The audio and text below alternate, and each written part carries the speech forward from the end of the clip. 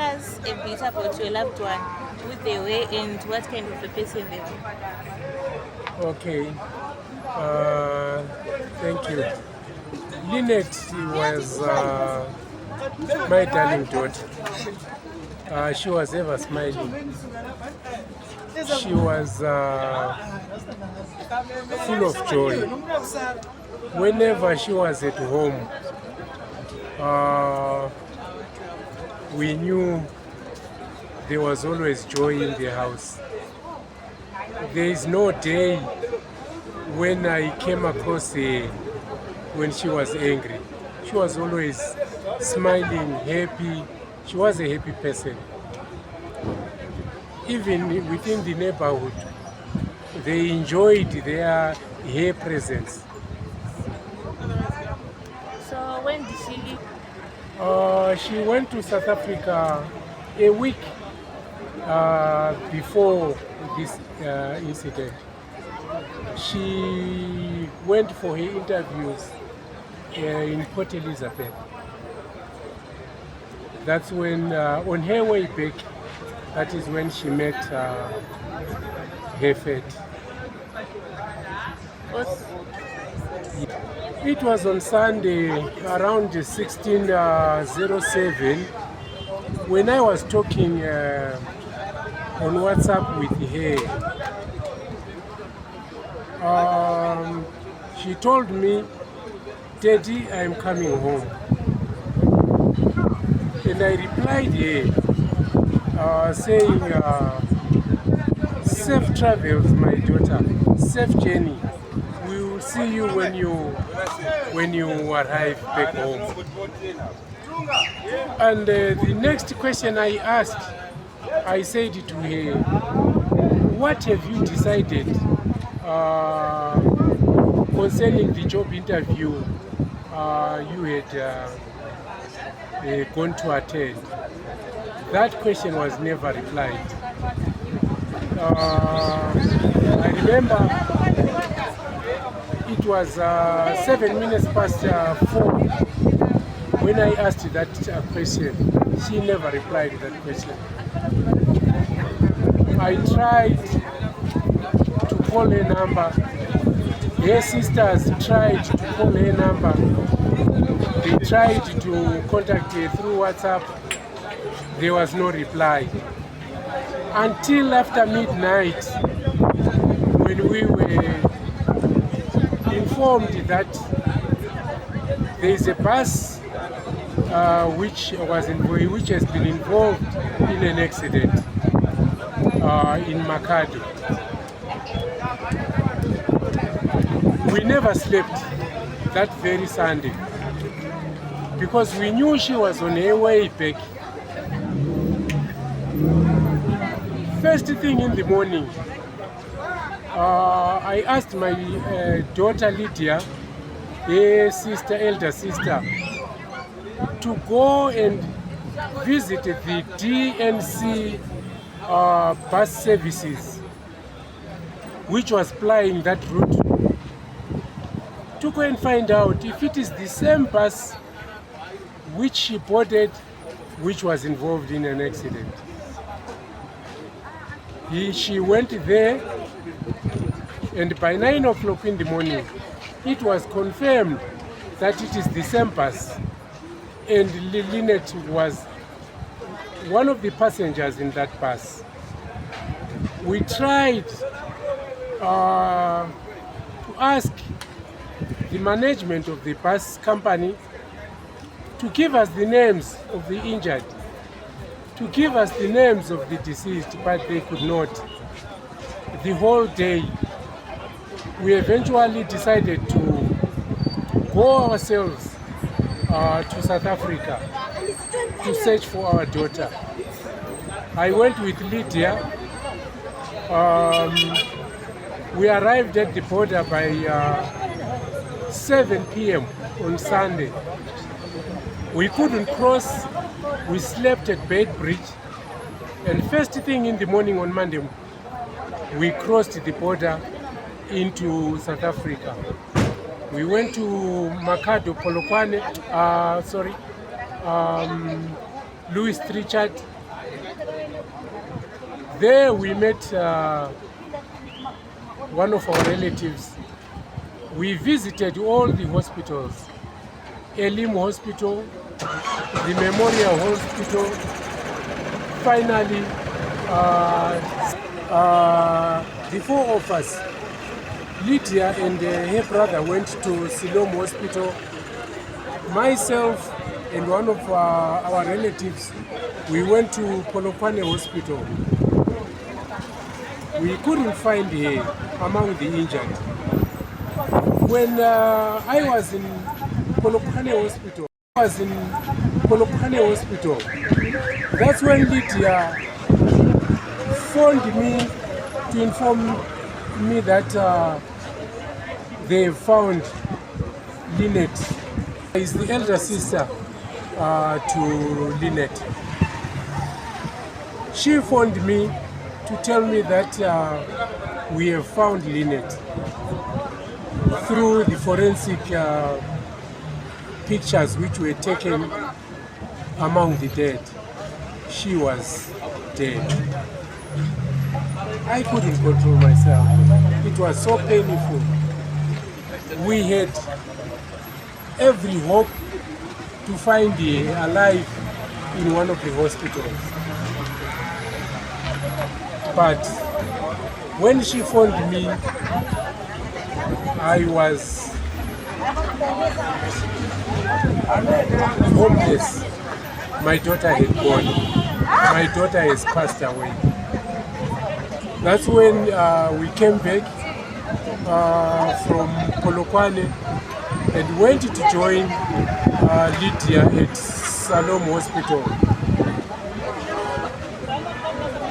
We were fortunate enough, the government declared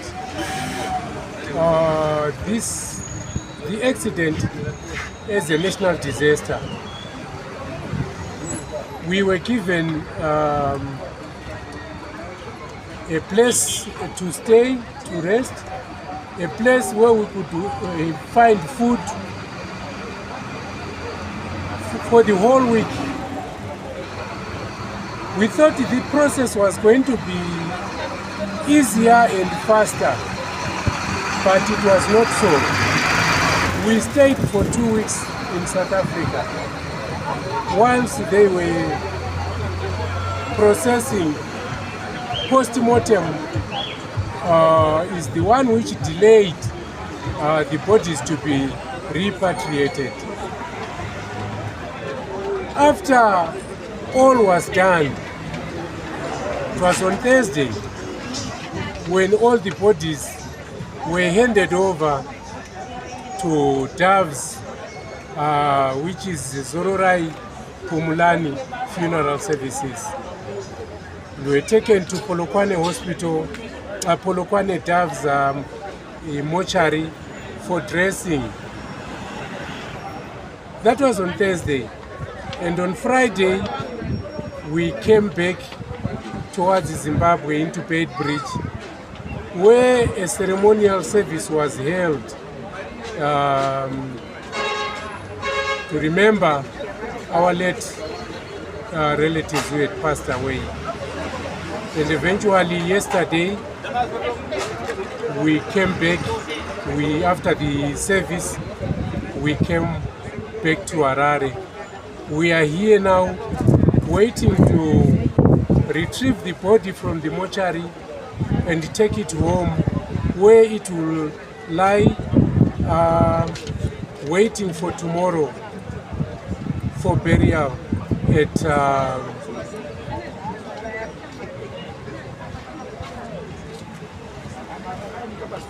the Glen Forest Cemetery. I thank you. Did you arrange it? Yes, everything was done by the government, and we thank the government on that. They did the repatriation exercise, even those who were injured. The government has assisted in paying their medical bills. The government has chipped in. It became easier for us We couldn't have done it by ourselves. So, We are not coping, to tell the truth. It's not easy.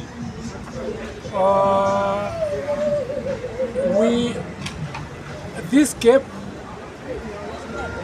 I don't foresee it closing. Lynett has been our pillar.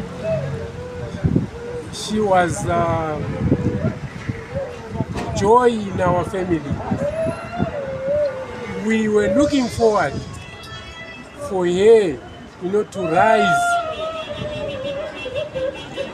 But everything, God has,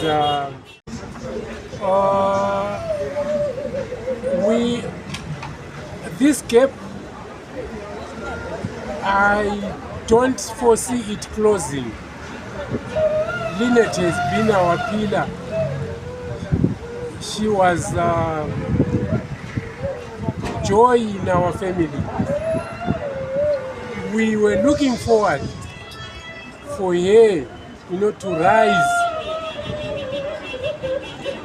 But everything, God has, God's will has taken place. My message, I would like to share is that these motorists, these drivers,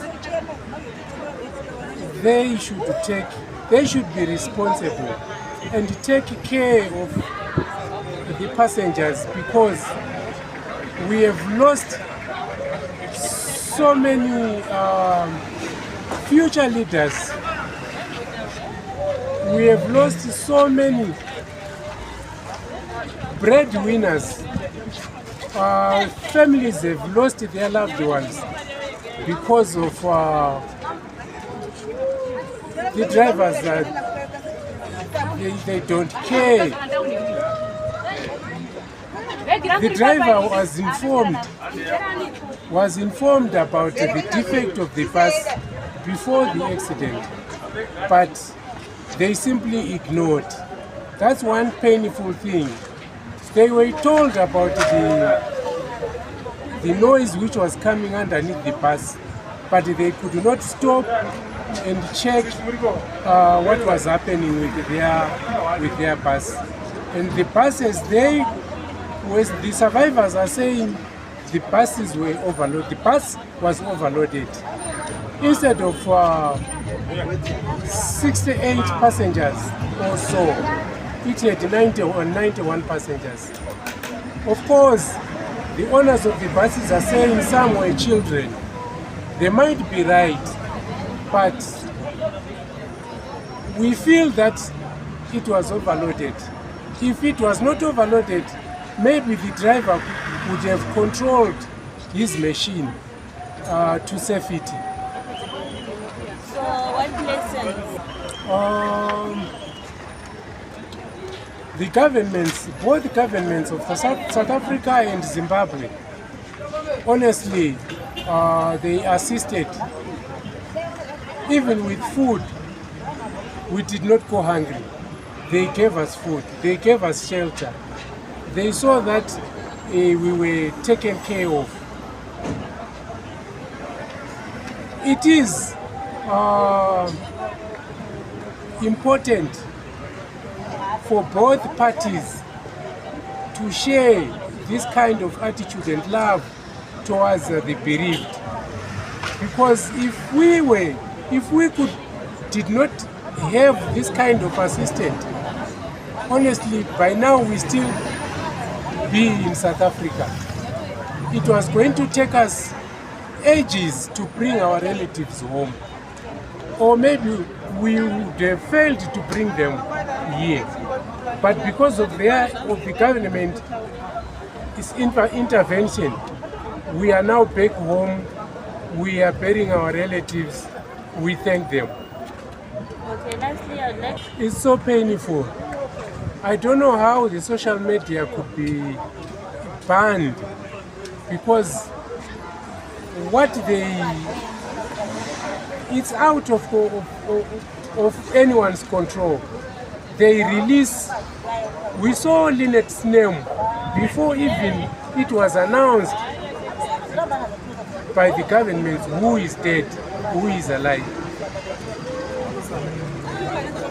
It is not proper. Why not wait for the authorities to release the correct information?